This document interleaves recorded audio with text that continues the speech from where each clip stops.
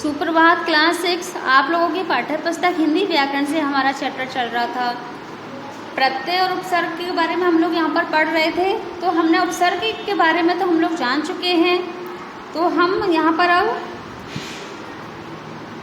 प्रत्यय के बारे में यहाँ पर हम पढ़ेंगे। ठीक है बच्चों, आइए हम प्रत्यय के बारे में जानते हैं। इससे पहले हम प्रत्यय में पढ़ेंगे, उससे पहले हम उपसर्ग के बारे में यहाँ पर हम थोड़ी सी चर्चा कर लेते हैं। उपसर्ग वे होते हैं, उपसर्ग या वर्ण वे वर्ण समूह हैं जो किसी शब्द से पहले जुड़कर उसके नया या अर्थ में प्रदान यानी कि अर्थ में परिवर्तन कर देते हैं। यानी कि सीधी सीधी परिभाषा उसकी क्या थी? वे शब्द जो शब्द के आगे जुड़कर शब्द का अर्थ या उसका क्या भावार्थ ही परिवर्तित कर देते हैं, उसको क्या कहते हैं? उपसर्ग कहते हैं। अब है हमारा प्रत्यय। उसी जिस प्रकार उपसर्ग में शब्दांश धातु या शब्द के आगे जुड़ते हैं, उसी प्रकार हमारे जो प्रत्यय हैं वे शब्दांश जो शब्द या धातु के पीछे जुड़कर उसके अर्थ या उसके रूप में परिवर्तन कर देता है, उसे प्रत्यय कहते हैं। ठीक है बच्चों, अब यहाँ पे हम शुरू करते हैं। यहाँ पर जो शब्दांश किसी शब्द के अंत में लगकर उसके अर्थ में परिवर्तन कर देते हैं, ये मैं आप लोगों को अभी बताया है मैंने आपको।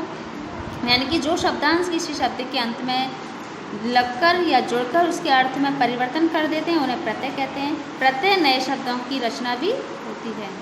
प्रत्यय दो प्रकार के होते हैं, कृत प्रत्यय और तद्धित प्रत्यय।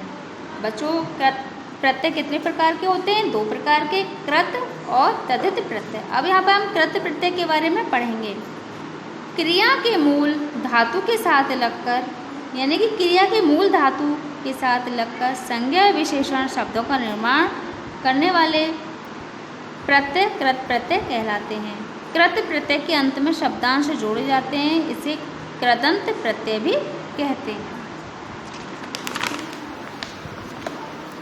यहाँ पर संज्ञा बनाने वाले कुछ कृत प्रत्यय को आप लोगों को यहाँ सारणी दिखाई गई है। ये आप लोगों को दिख ही रहा होगा बच्चों। एक साइड में प्रत्यय है, दूसरी साइड में धातु है, फिर उनका शब्द है।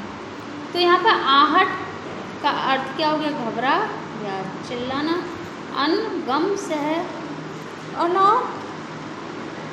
जो धातु है रच सुच, आँख चालते, आव गिरकट, आवट थक लिख।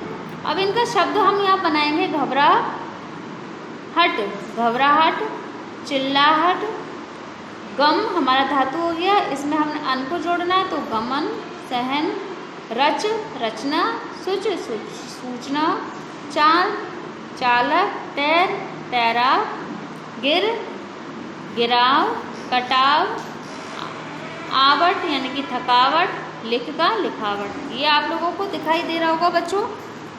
इसी प्रकार ये तो हमारे संज्ञा बनाने वाले कृत प्रत्यय हो गए। अब है हमारे विशेषण बनाने वाले कृत प्रत्यय। इसमें भी अब ये देखते हैं हम यहाँ पर प्रत्यय और धातु आप लोगों को दिखाई दे रहे हैं और इनका शब्द भी है ईया। तो घट और बढ़िया में हमने ईया प्रत्यय लगाया, तो हमारा क्या हो गया? घटिया और बढ़िया।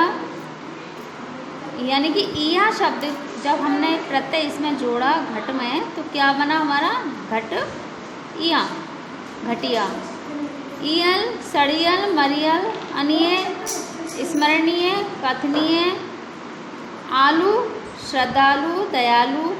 ठीक है बच्चों, इसी प्रकार इसमें है आँख में लड़ाकू, उड़ाकू, डाकू, ऐरा कम लूट, एम चढ़ाया, खेवया। इस तरह के ये शब्द आपको यहाँ दिखाई दे रहे हैं। ये तो हमारा कृत प्रत्यय में हो गए, संज्ञा बनाने वाले कृत प्रत्यय और विशेषण बनाने वाले कृत प्रत्यय। अब है हमारा तद्धित प्रत्यय। इसमें क्या है? संज्ञा सर्वनाम विशेषण आदि के अंत में लगकर नए शब्द बनाने वाले शब्द तद्धित प्रत्यय कहलाते हैं। अब इसमें भी यहाँ पे आपको प्रत्यय दिखाई दे रहा है, आस, आहट, इन, ई, इन। यदि इन प्रत्ययों को जो हम इन शब्दों में जोड़ेंगे, इन मूल शब्द में जोड़ेंगे, तो आस को हम खट्टा में जोड़ देंगे तो हमारा शब्द क्या बनेगा बच्चों? खटास। आहट में हम जोड़ेंगे तो गर्माहट। एक में जोड़ेंगे तो दिन, एक को हम दिन में जोड़ेंगे तो हमारा दैनिक हो जाएगा। इनको पुजारिन, इको लालची, इन रंगीन। आप लोगों को समझ में आ गया होगा बच्चों। तो ये तो हमारे विशेषण बनाने और संज्ञा बनाने वाले कृत प्रत्यय थे। अब ये है हमारा तद्धित प्रत्यय।